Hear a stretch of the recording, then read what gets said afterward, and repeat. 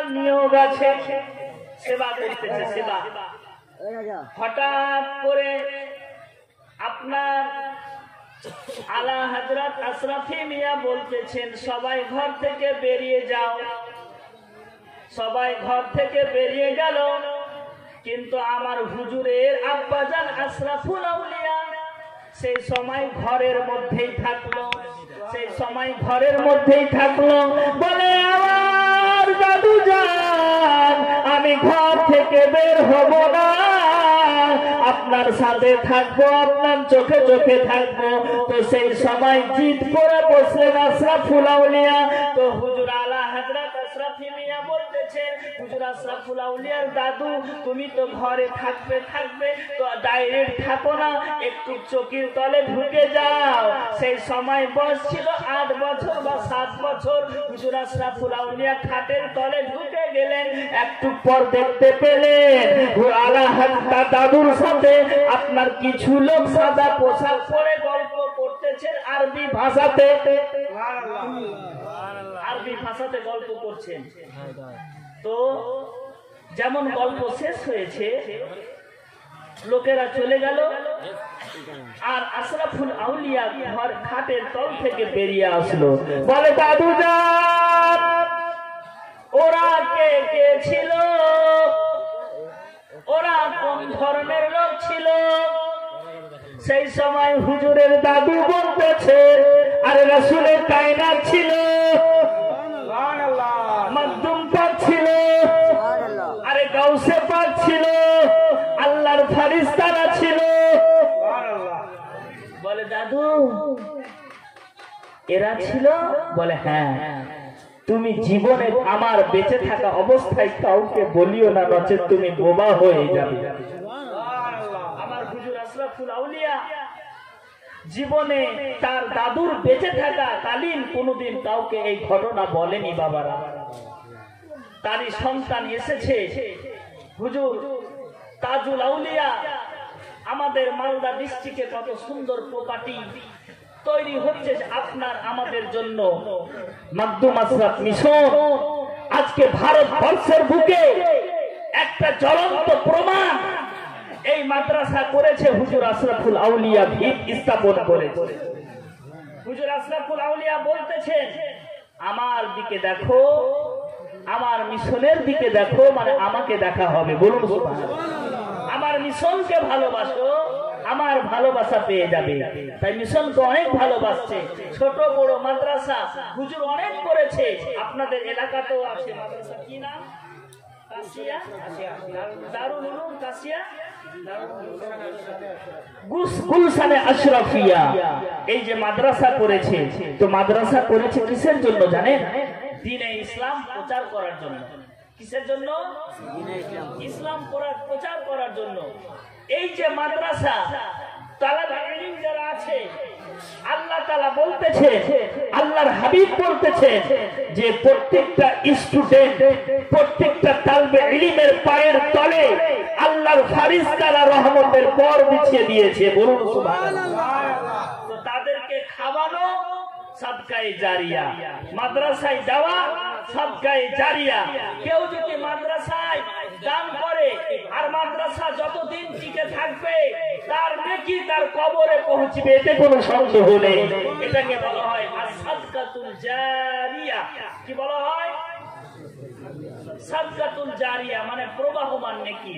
আমার নবী বলেছেন যখন বিপদ আসবে, আপদ আসবে, তোমার কোনো কাজে বরকত হবে না, তখন তুমি মসজিদ মাদ্রাসায় দান করো, সাদকা করো। সাদকা করতে গেলে আশ-সাদকাতু তারাতুল বালা, সাদকা করতে গেলে বালা মুসিবত দূর হয়ে যায়। আমার নবী বলেন তোমরা নেকির জন্য এগিয়ে থাকো, এগিয়ে থাকো। আল্লাহ বলতেছেন সিরু ফিল খায়রাত, দানের দিকে এগিয়ে থাকো, এগিয়ে থাকো। এমন এগিয়ে যাও, এমন এগিয়ে যাও যাতে তোমাকে দান দিয়ে কেউ না পারে। এমন একটা জায়গাতে আপনারা বসে আছেন যে নবী দেখতেছেন জাওয়ালিয়াল আরদ ফারাইতু মাশারিকাহা ওয়া মাগারিবাহা। মিসকাত শরীফের হাদিস যে নবী পাক সাল্লাল্লাহু রাউজা মুবারক থেকে এই স্টেজকে হাতের তালুতে দেখতেছে, স্টেজকে আপনার চোখের সামনে দেখতেছে, তো আপনারা যা কিছু দান করবেন আমার রাসূলুল্লাহর চোখের সামনে করবেন। বলুন সুবহানাল্লাহ। আসি দেখতে চাই একটা পিলার খাড় করতে, মাদ্রাসা তৈরি করবে ভালো করে। আপনারা একটা পিলারের দাম কোন ব্যক্তি আছে দিবেন, পিলারে যত টাকা খরচা হবে। একটা ভাই আমার হাত তুলে বলেন মাকদুমের সাদকাতে, পীরের সাদকাতে, যে আমার পিলারে যত খরচা হবে আমি তা দিয়ে দিব। আর আমি দেখতে চাই 5,000 টাকা করে 5টা ভাই পাক পাঞ্জাতনের নামে আমি প্রথম দেখতে চাই। পাক পাঞ্জাতনের নামে, পাক পাঞ্জাতনের নামে আপনারা দিয়ে যাবেন চট করে। তো বাবাজি ভাইরা ও আমার মা বোনেরা, কারণ দান করতে গেলে সাদকা মুসিবত সব দূর হয়ে যায়। আসি আমার রাসূলুল্লাহ সাল্লাল্লাহু আলাইহি ওয়াসাল্লামের শান বর্ণনা। আমার নবী পাক সাল্লাল্লাহু আলাইহি ওয়াসাল্লাম বেআইব নবী ছিলেন, বেমিসাল নবী ছিলেন। নবীকে নিজের মতো বলা যাবে না। যাবে কি যাবে? যাবে না। নবী আমাদের মতো আপনার স্বাভাবিক ভাবে ছিল, নাক নকশা দেখতে, কিন্তু আপনার অভ্যন্তরীণ দিক থেকে নবীর শান হচ্ছে বেমিসাল। নবীর শান হচ্ছে বেমিসাল।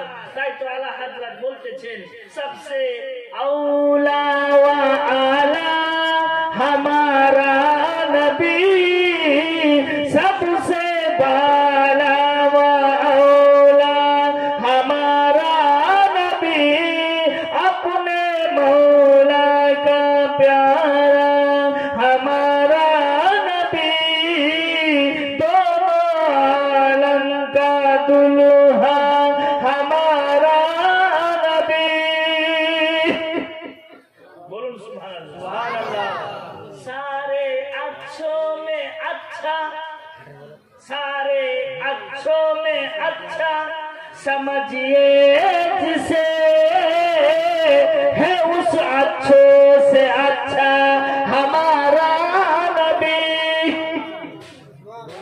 सारे ऊंचों में ऊंचा, सारे ऊंचों में ऊंचा समझिए जिसे, है उस ऊंचों से ऊंचा हमारा नबी। कौन देता है देने को मुँह चाहिए, देने वाला है सच्चा हमारा नबी। नबीर शान शौकत আমি কি বয়ান করব।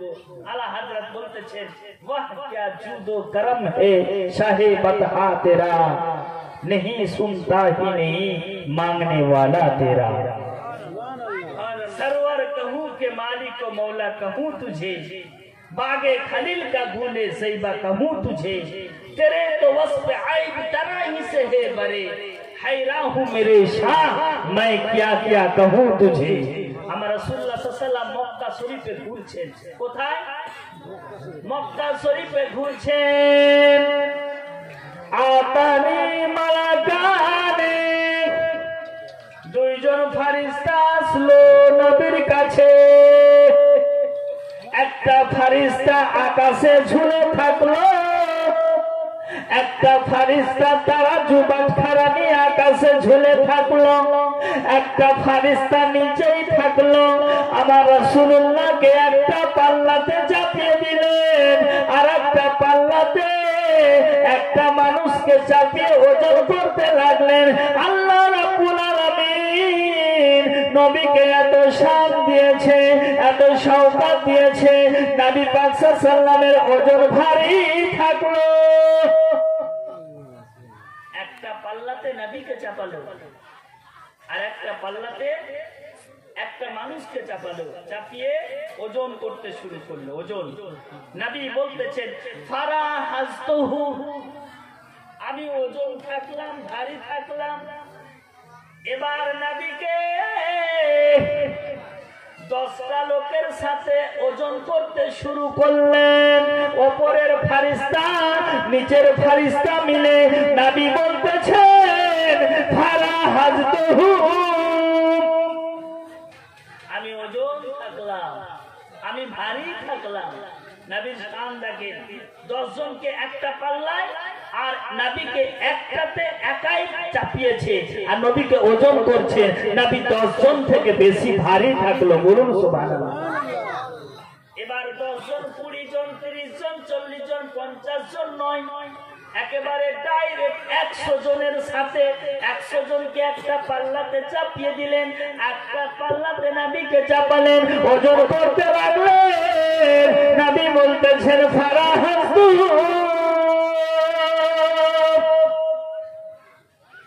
নবী বলতেছেন আমি ভারী থাকলাম, ওই 100 জন লোক থেকে আমার ওজন বেশি হয়ে গেল, বলুন সুবহানাল্লাহ। নিচের ফারিস্তা উপরের ফারিস্তাকে বলতেছে ভাই রে আর হবে না, দয়ার নবী মুস্তাফাকে মাপা সম্ভব হবে না। এবার 1000 জনকে একটা পাল্লায় চাপা আর একাই নবীকে একটা পাল্লায় চাপিয়ে দাও। ওজন করতে শুরু করলো। নবী বলতেছেন ফারাহাতুহু, আমি ভারী থাকলাম 1000 জন থেকে বেশি। 1000 জন থেকে নবী বেশি ভারী থাকলো। আমার রাসূলে কায়নাত বেআইব নবী, বেমিসাল নবী 1000 মানুষ থেকে বেশি ভারী থাকলো। নিচের মানুষ আকাশের ফারিস্তাকে বলতেছে শুনো, কান করে শুনে নাও, কিয়ামতের সকাল আপনি এক পাল্লাতে নবীকে চাপাও আর এক পাল্লাতে আপনার অন্য ভারী ভারী জিনিস চাপাতে থাকো। কিয়ামতের সকাল আপনি মাপতে থাকবে, নবীকে মাপা যাবে না। কেন মাপা যাবে না? যেই নবীর বডিতে পবিত্র কোরআন আছে, যে নবীর সিনাতে পবিত্র কোরআন আছে, যেই কোরআনকে পাহাড়ে অবতীর্ণ করতে গেলে খোদা বলতেছেন পাহাড় খোদার ভয়ে পারা হয়ে যেত, একেবারে ধূলিসাৎ হয়ে যেত, সেটা নবী একাই বহন করে আছে, বলুন সুবহানাল্লাহ। যখন নবী পাক সাল্লাল্লাহু আলাইহি ওয়াসাল্লামের প্রতি ওহী হয়, সেই সময় নবীর কপালে শীতের সময় কপাল ভিজে গেছে ঘামে। এত বেদনাদায়ক ভারী কোরআন, রহমতের কোরআনকে পেয়ে আপনার রহমতের কারণে নবীর শরীর ঘেমে গেছে। নবী পাক সাল্লাল্লাহু আলাইহি ওয়াসাল্লাম মা খাদিজাতুল কুবরাকে বলতেছেন খাদিজা জামবিলুনি, আমাকে চাদর দ্বারাই ঘেরো, আমাকে চাদর দিয়ে ঢেকে দাও, কারণ তুমি যদি চাদর দিয়ে আমাকে ঘেরো তো এক্ষুনি আমার কাছ থেকে ফারিস্তারা দূরে চলে যাবে, ওহী আসা বন্ধ হয়ে যাবে, আমি কিছুক্ষণের জন্য শান্তি পাবো, বলুন সুবহানাল্লাহ। কেমন শান্তি? এরকম শান্তি যে আমার প্রতি বোঝা, এত ভারী বোঝা, মানে কোরআনের যে ভারত্বটা বোঝা আমার প্রতি হবে, সেটা আমি আগে ভাবিনি। আমি রাসূলুল্লাহ সাল্লাল্লাহু আলাইহি ওয়াসাল্লাম বলতেছি যে কোরআন যখন অবতীর্ণ হলো তো সেই সময় আমি সর্বশরীর আমার কর্মর করে উঠলো। কোরআনের এক একটা আয়াত একদিকে রেখে দাও। কোরআনকে কেউ স্পর্শ করতে গেলে বিনা উযুতে স্পর্শ করতে পাবে না, উযু করে তাকে স্পর্শ করতে হবে। কোরআনের এটা হচ্ছে মর্ম। নবীর শান শওকত, যে নবীকে কেউ মাপতে পারবে না, নবীকে কেউ ওজন করতে পারবে না, নবীকে কেউ আপনার নিজের মতো বলতে পাবে না। নবী হচ্ছে একাই 100, বলুন সুবহানাল্লাহ। নবী আপনার সমস্ত দোষ ত্রুটি থেকে মুক্ত। মা আজমালু মিনকা লাম তারা কাত আইনি ওয়া আকমালু মিনকা লাম তালিদিন নিসা, খলিকতা মুবাররাম মিন কুল্লি আইবি কাআন্নাকা খলিকতা কামা তাশাউ। নবী হচ্ছে সর্ব সুন্দর, নবীর মতো সুন্দর পৃথিবীতে কেউ আসেনি। নবীর মতো সুন্দর ইব্রাহিম নবী ছিল না, নবীর মতো সুন্দর মুসা নবী ছিল না, নবীর মতো সুন্দর ইসারুহুল্লাহ ছিল না, নবীর মতো সুন্দর আপনার ইসমাইল জাবিহুল্লাহ ছিল না, নবীর মতো সুন্দর ইউসুফ নবী ছিল না। আরে যে ইউসুফের চেহারা দেখে মিশরের মেয়েরা লেবু কাটতে গিয়ে নিজের হাত কেটেছে, রাসূলুল্লাহকে কেউ যদি দেখে নেয় তো হাতটা দূরের কথা জবান কেটে দিবে। নবীর শান শৌকত, নবীকে আবু জাহেল কোনোদিন দেখেনি। ও মা বোনেরা শুনেন, বাবাজি ভাইরা, আবু জাহাল কোনোদিন নবীকে দেখেনি। নবীর আসল সিরাত ও সুরাত কেউ দেখেনি।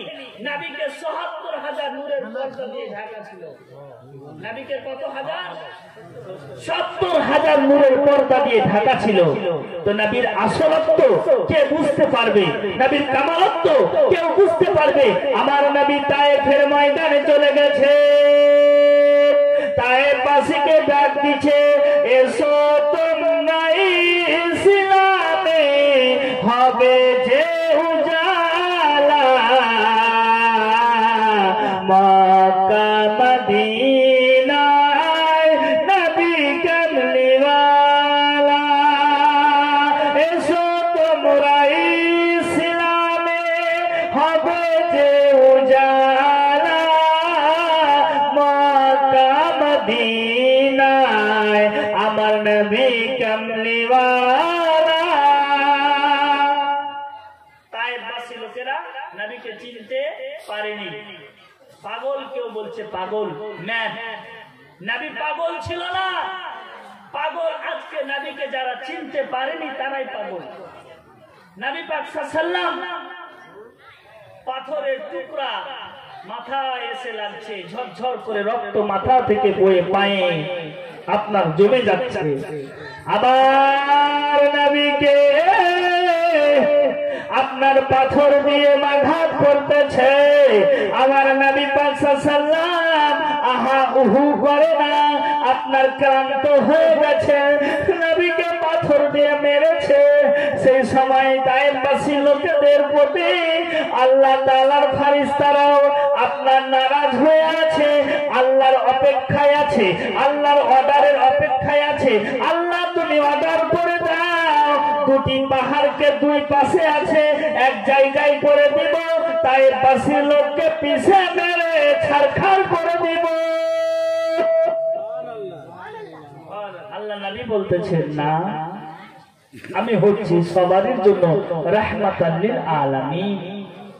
আল্লাহ বলেছেন পবিত্র কোরআনে, ওয়ামা আরসালনাকা ইল্লা রাহমাতাল লিল আলামিন। বলুন সুবহানাল্লাহ।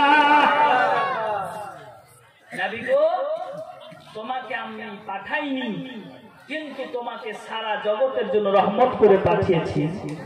নবী পাক সাল্লাল্লাহু আলাইহি ওয়াসাল্লাম কত কষ্ট করেছে ইসলামকে প্রচার করার জন্য। বাবাজি ভাইরা, এদিকে আবু জাহেল কত না কষ্ট দিয়েছে, এদিকে আবু লাহাব এর লন্ডি কত কষ্ট দিয়েছে। আরে নিজের ভাতিজাকে চিনতে পারেনি, নিজের ভাতিজার শত্রুতা করেছে। নবী বলতেছেন, চাচা আবু লাহাব, আপনি আমাকে চিনতে পারলেন না?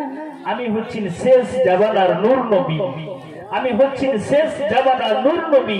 আমাকে যদি চিনে নাও তাহলে তুমি জান্নাত চিনে যাবে, আমাকে যদি জেনে যাও জান্নাত জেনে যাবে, তুমি যদি আমাকে পেয়ে যাও তো জান্নাত পেয়ে যাবে। আবু লাহাব বলতেছে, আমি ভাতিজাকে কেন ভালোবাসিনি?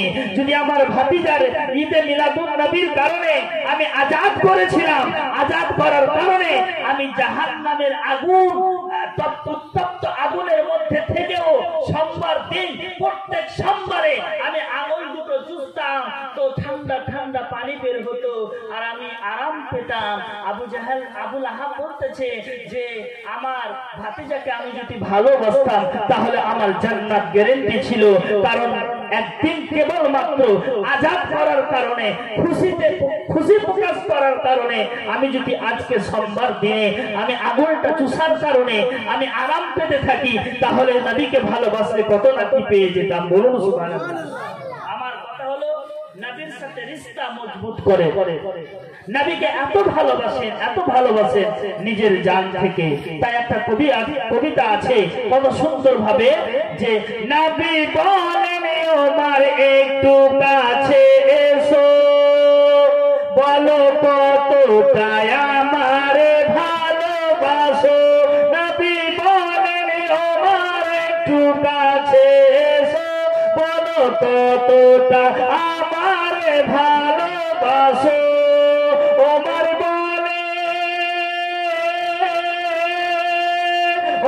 বলেন শুধু ছেড়ে আমার জান, তারপরে রহিল আপনার স্থান। নবী বলেন পূর্ণ হইল না ঈমান, আল্লাহু আল্লাহ আমার নবীজির সম্মান, আল্লাহু আল্লাহ। ও মা, তোমার ঈমান পরিপূর্ণ তখনই হবে যখন তোমার জান থেকে, মাল থেকে, আত্মীয় স্বজন থেকে, সব থেকে বেশি আমাকে না ভালোবেসেছো। বলুন সুবহানাল্লাহ। এবার ঈমানের পরীক্ষা ওমরের হয়ে যাচ্ছে। ওমর বলেন এবার একটু